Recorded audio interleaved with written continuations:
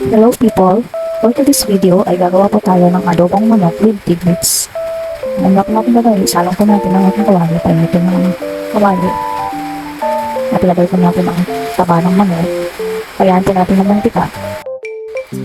Ayan, kumatas na po. Nagmantika na siya. Sunod po natin isalang ang ginger.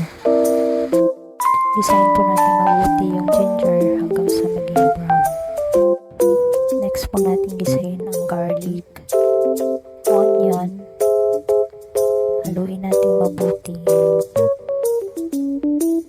Next po natin ang manok.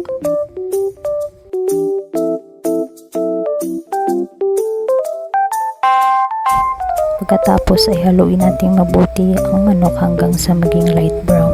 Pintakpan muna natin ito ng mga 1 to 2 minutes. Yan, nagmantika na siya. Haluin muna natin ang haluin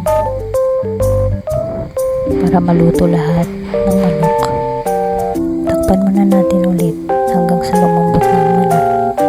Ng mga 3 minutes hanggang sa lumambot. Yan, haluin natin ulit.